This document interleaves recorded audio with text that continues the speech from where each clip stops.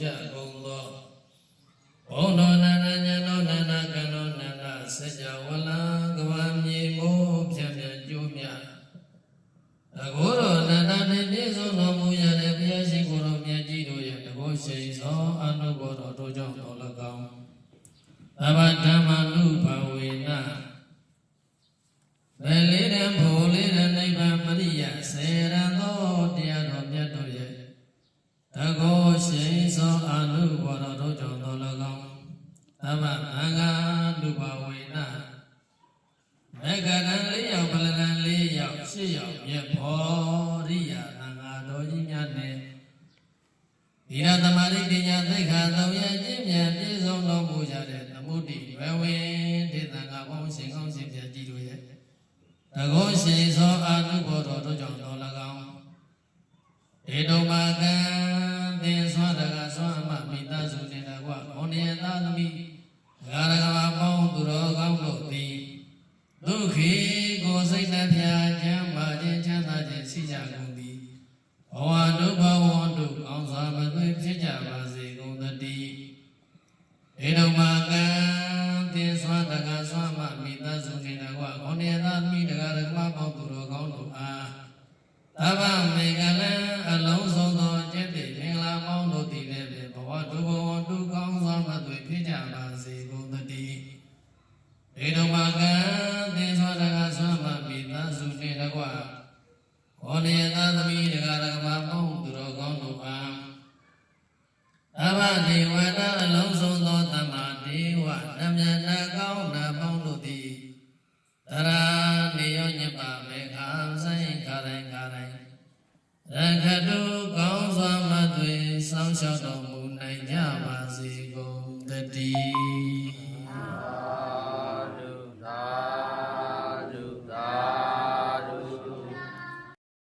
အဲ့ဒီငါးပါးသီလလောက်မှာမမြဲခြင်းကိုက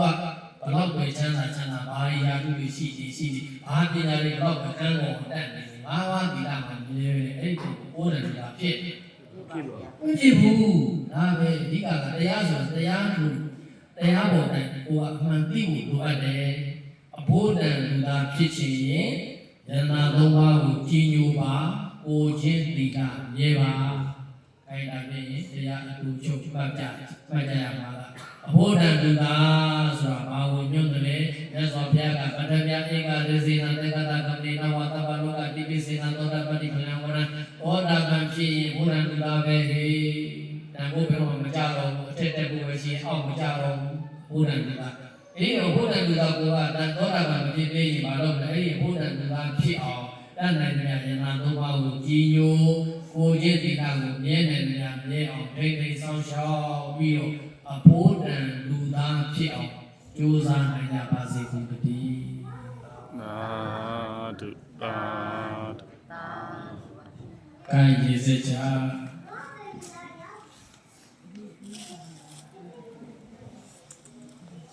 ရေစကွက်ကလိုက်ဆိုလိုက်အရှင်ဘုရား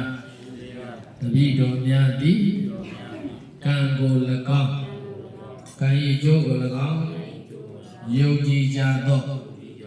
ဗုဒ္ဓဘာသာမိသားစုများဖြစ်ကြသည့်အလျော်စွာတရဏဂုံသုံးပါးနှင့်တကွအင်္ဂါ၅ပါးနှင့်ပြည့်စုံသောသီလတော်မြတ်ကိုကျင့်သုံးခံယူ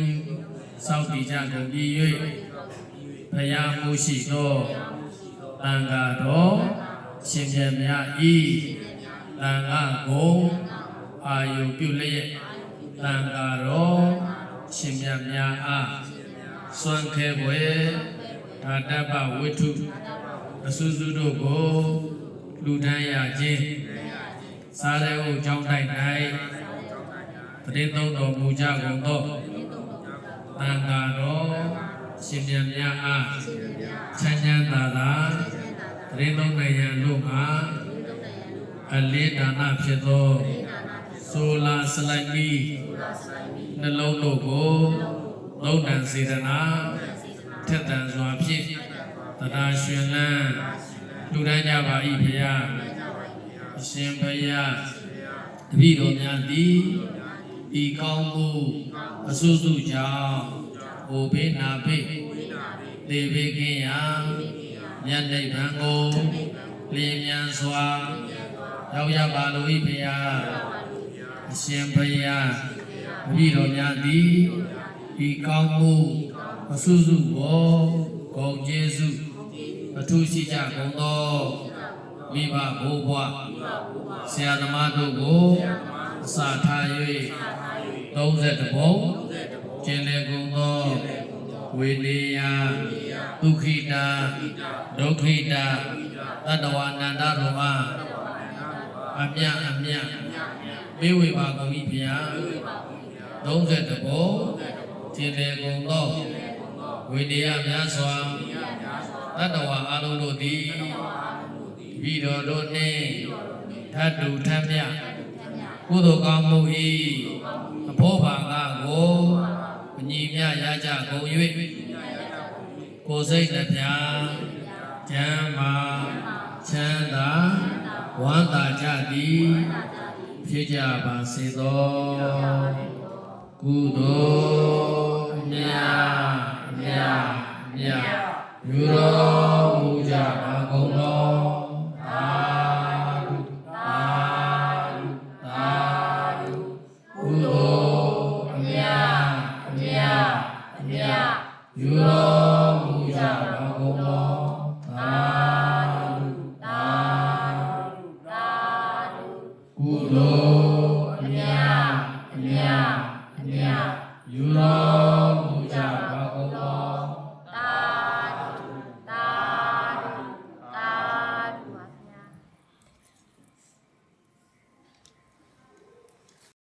30ဘုံလို့သာပြောတာသောတာဝါဒ5ဘုံတော့မရောက်ဘူးသောတာဝါဒ5ဘုံဆိုတာကအနာဂတ်ဖြစ်မှရောက်တာကျန်တဲ့ပုဂ္ဂိုလ်တွေမရောက်ဘူးဒါကြောင့်မို့30ဘုံတန်တာတဲ့လေပြောမယ်အမှန်ကတော့လေ26ဘုံနဲ့နေတာနော်အဲ့ဒီတန်တာတဲ့လေနေတဲ့ဒုဒုတွေရဲ့ဘဝဟာဆိုရပါဆိုလူဘဝကလူပြန်ဖြစ်ရင်တော်သေးတယ်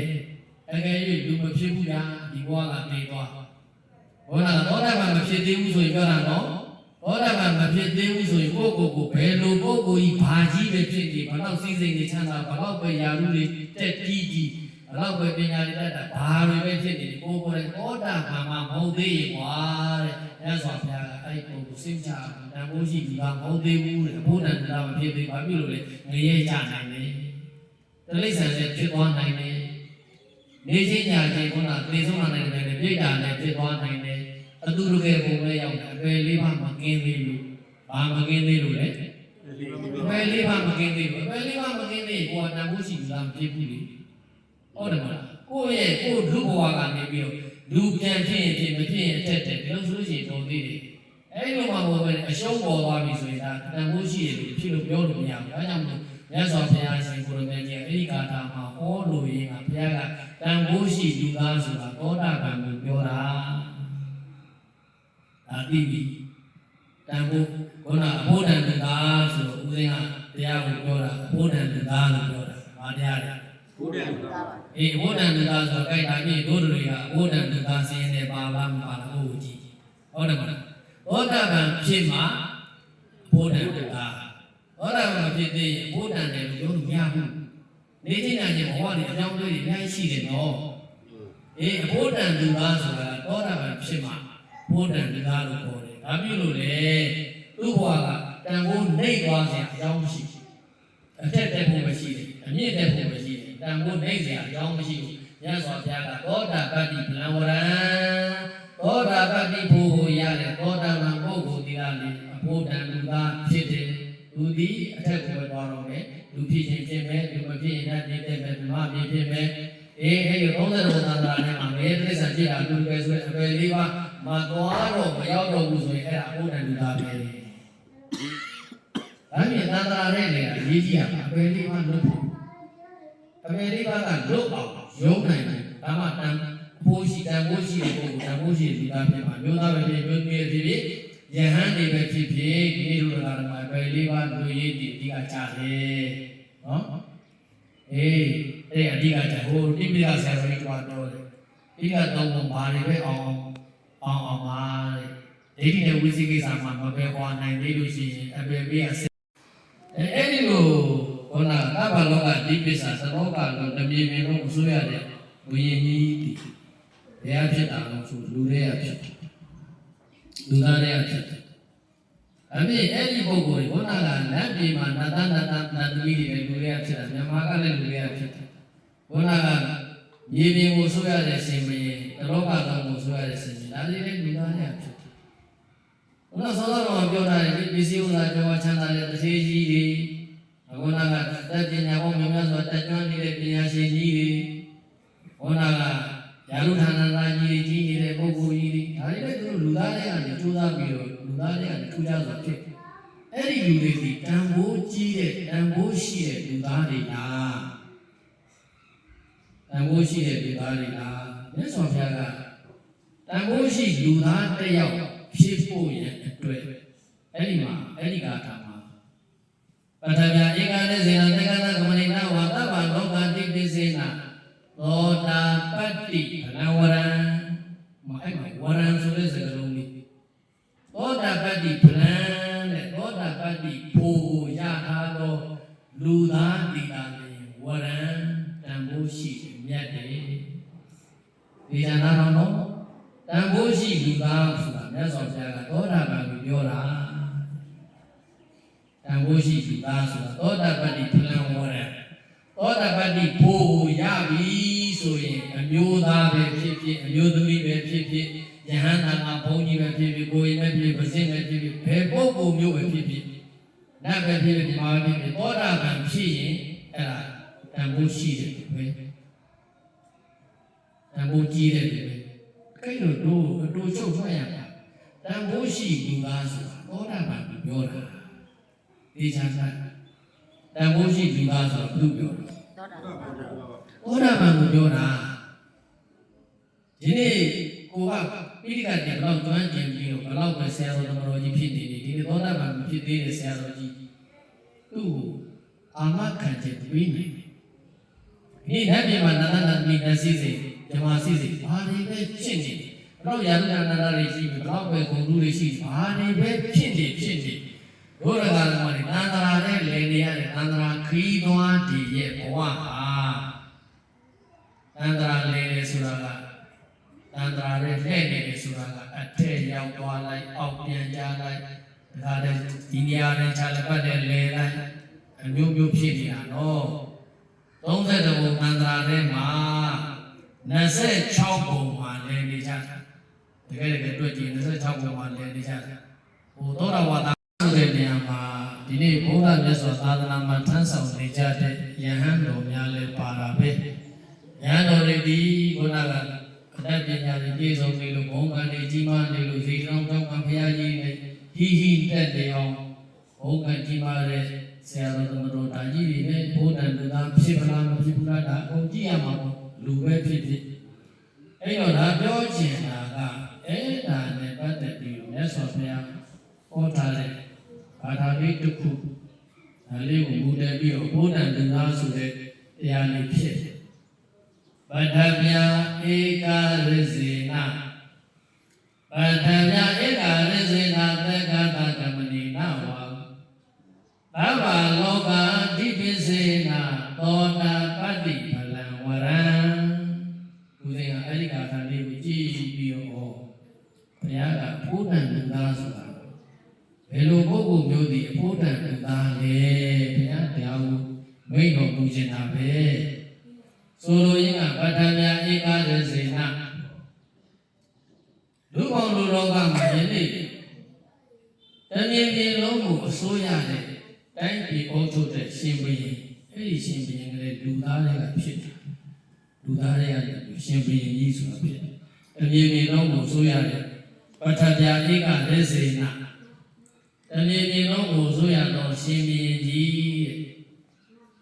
နောက်ပြီးတော့သက္ကတဓမ္မနိနဝါမြတ်စွာဘုရားကသက္ကတဓမ္မနိနဝါနတ်ပြည်မြမပြည်တွေမှာနတ်စည်းစိမ်ဓမ္မစည်းစိမ်တွေကိုခံစားဆန္ဒနေရတဲ့ပုဂ္ဂိုလ်တွေဒီလိုကဓမ္မတွေနတ်ပြည်မှာသာသနာသမီးတွေရှိတယ်ဓမ္မပြည်မှာဓမ္မကြီးတွေရှိတယ်အဲ့ဒီသာသနာသမီးဘယ်ဟာဖြစ်တော့ဓမ္မကြီးတွေကိုဘယ်ဟာဖြစ်တာတော့ပြန်ကြည့် အဲ့ဒီနန္ဒနာသမီးဆိုတာတခြားဖြစ်တာမဟုတ်လူတွေကဖြစ်တယ်နန္ဒနာသမီးဖြစ်ကြတဲ့လူတွေအများကြီးမြမကြီးတွေဖြစ်တာဘယ်ကဖြစ်တာဒီလူသားတွေကပဲဖြစ်တာအဲကြောင့်မလို့ပဋ္ဌာန်းဧကနဲ့စေနာတက္ကသကမရိနာဝါနောက်တစ်ချက်သဗ္ဗလောကဓိပိစေနာဒါလည်းပဲရှင်မင်းတော့ရှင်မင်းဒီရှင်မင်းကြတော့ဘလောက်ထိအောင်ဘောဓဘောဇာအာနာကြီးတော့ဆိုတလောကလုံးတပြေပြေလုံးအထက်ကိုအာနာဘလောက်အောက်ကိုအာနာဘလောက်ဆိုပြီးအာနာပေါင်းမြောင်များစွာခုနအဲ့ဒီတိရစ္ဆာန်တွေမြေပေါ်မြေအောက်အကုန်အာနာတကူပြန့်နေအဲ့ဒီဘုရင်ကြီးသိပြီးတော့ဩဇာအာနာတိတ်ကမှကြီးတာပေါ့ဒါတော့လည်းညွန့်ညွန့်ပြအလေးကဆုံးပြောရမယ်တို့တကာကမှလည်းကြားဖို့နေတယ်အတော့ကမင်းကြီးလို့သိဘုံကိုကြီးတာမြေပေါ်မှာဘလောက်တောင်အာနာနဲ့မြေအောက်ဘလောက်တောင်အာနာပြန့်နေအထက်ဘလောက်တောင်အာနာပြန့်နေသူတို့အာကြီးသေးတယ်ဒီနေ့လောကမှာတတ်ထိုက်တဲ့အသိပညာတတ်ပညာစက်မှုလက်မှုဟောနာ BABD BS စသည်ဖြင့်ပညာတွေဝဲတွေဒီဂရီတွေဂုဏ်ထူးတွေဒါတွေနဲ့ဖက်ဖက်ကပြည့်စုံနေတဲ့ပညာတတ်ဖက်ဖက်ကလောကီတော့ဘောနာကလောကီပညာတွေတကျွမ်းနေတဲ့ပုဂ္ဂိုလ်များဒါဒီဘုဒ္ဓလူသားလားဘုဒ္ဓလူသားဆိုတာဘုကိုရည်ညွှန်းတယ်ဒါသိဖို့ပြောချင်တာဖြစ်ပါတယ်လူချမ်းသာဒီဘုရားလူသားကဘောနာကဝိရုဂုံတို့တွေနဲ့ပြည့်စုံနေတဲ့ပုဂ္ဂိုလ်ဒီဘုရားလူသားက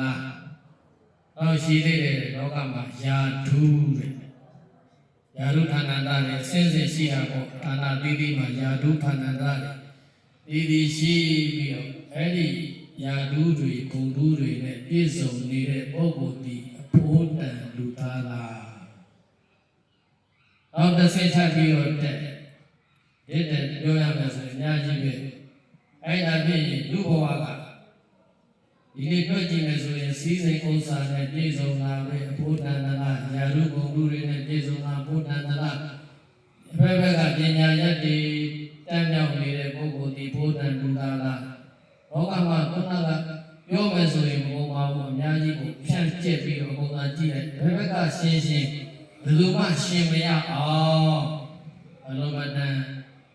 ဖက်ဖက်ကပြည်စုံကြွားချမ်းသာယာတုဂုံလူဌာနန္တရစီစိန်ဥစ္စာအကုန်လုံးပြည့်စုံနေသူဒီအဖို့တန်လူသားဟုတ်ပလားဟုတ်တယ်ကလူဘဝဆိုတာကလူတကာတွေမှာဒီစမ်းကြည့်မြတ်စွာဘုရားကလူဘဝဆိုတာကအလုံးမတန်ရတော့ရခဲ့တယ်ရတော့ရခဲ့တဲ့လူဘဝရလာတဲ့အချိန်ခါမှာကိုယ်တိုင်ကဖို့တန်လူသားဖြစ်ဖို့လေကြိုးစားဖို့လိုတယ်ကိုယ်တိုင်ဒီတန်ဖိုးရှိတဲ့လူသားစည်ရင်လည်းရောက်ကြလားမရောက်သေးဘူးလားဒါလည်းသိဖို့လိုတယ်တဲ့189ခုတကူလာပြီကျော်9ရက်နေ့မကွေးတိုင်းဒေသကြီးအောင်လန်းအောင်လန်းမြို့ဇေယျဝတီရက်ကွက်စားတဲ့အုပ်ကျောင်းတိုက်အတွင်းစွမ်းဒါနကုသိုလ်ကောင်းမှုပြုကြတဲ့မိသားစုများဖြစ်ကြသောနဖက်မိဘအနန္တဂုဏ်ကြီးကျေးဇူးရှင်အမိအဖအဖိုးဘွားများဥထိတ်ပန်းစင်ရဲ့စွမ်းဒါယကကိုယ်ဝေလင်းစွမ်းဒါယကမဗတ္တိဖြူစင်သာယရဏလေးဖြစ်တဲ့လင်းခန့်မောင်လင်းခန့်တီကြီးမိသားစုဘုရားမှုရှိသောတန်ခါတော်ရှင်မြတ်တို့ရဲ့တန်ခါကိုအာယုပြု၍ကျောင်းတိုက်တွင်တည်သုံးတော်မူကြတဲ့တန်ခါတော်ရှင်မြတ်များအားဆွမ်းခဲ့ဝေတာတပ္ပဝတ္ထုစုစုစက္ကလူတန်းပူဇော်ခြင်းစာရုံကျောင်းတိုက်မှာနေထိုင်တည်သုံးတော်မူကြတဲ့လက်ရှိရောက်စေရောက်လက်တဲ့အာလုံးသောတန်ခါတော်များအတွက်နေထိုင်တည်သုံးတဲ့အခါမှာချမ်းသာသာနေထိုင်တည်သုံးနိုင်ရန်အတွက်အလင်းဒါနဥဒ္ဓကောင်းမှုဖြစ်တဲ့ဆိုလာစလိုက်ပြီးနှလုံးတန်ခိကဒါနသံဃာတော်ရဲ့အတွက်ဒါတရားရှိထားပြီးတော့လူတန်းနဲ့ဒီပဒါနကုသိုလ်ကောင်းမှုစွမ်းလူတန်းနဲ့အာယုဒါနဇီဝဒါနကုသိုလ်ကောင်းမှုသင်္ကန်းစွမ်းကြောင့်စိတ်ပစ္စည်းလေးပါးလုံးကအတိအကျကြီးမှန်းထားသည့်တိုင်တပ္ပဝတ္ထုစုစုစက္ကလူတန်းညာတဲ့ကုသိုလ်ကောင်းမှုတွေ ရေစချအနာတမေဝိတာလူနမောရဏဟောစုကာနိမယနေ့စွမ်းနာနာဘောင်းကုသိုလ်ရှင်မိသားစုများနဲ့အာရုံတော်တရားဓမ္မပေါင်းသူတော်ကောင်းတို့အတွက်ဓမ္မလက်ဆောင်လေး15မိနစ်လောက်ပြောပါပြောမဲ့ဓမ္မလက်ဆောင်ကအဖို့တန်လူသားဒါလေးကိုပြောခြင်းနဲ့အဖို့တန်လူသားလူဘဝရလာရောက်လာကြတဲ့အချိန်မှာလူဘဝရဲ့တန်ဖိုးလူဘဝရဲ့နှစ်သာရဘယ်လိုပုဂ္ဂိုလ်မျိုးဒီအဖို့တန်လူသားလဲတန်ဖိုးကြီးတဲ့လူသားလဲလို့ကြည့်ဖို့မြင်ဖို့သိဖို့လိုအပ်ပါအဲ့ဒီလူဘဝဆိုတာကဒီနေ့ပစ္စည်းဥစ္စာယန္တာရွှေငွေကြွယ်ဝချမ်းသာတဲ့တထေးကြီးများပစ္စည်းဥစ္စာယန္တာရွှေငွေကြွယ်ဝချမ်းသာလိုလေသိမရှိအောင်ဘက်ဘက်ကပြည့်စုံကြတဲ့တထေးကြီးများတန်ဖိုးကြီးတဲ့လူလားစဉ်းစားရတထေးဖြစ်ဖြစ်စီကောဥစ္စာယန္တာရွှေငွေပြည့်စုံကြွယ်ဝချမ်းသာတထေးကြီးတယောက်တထေးကတော်ကြီးတယောက်ဖြစ်အဲ့ဒီပုဂ္ဂိုလ်ဒီတန်ဖိုးရှိလူသားဟုတ်သလား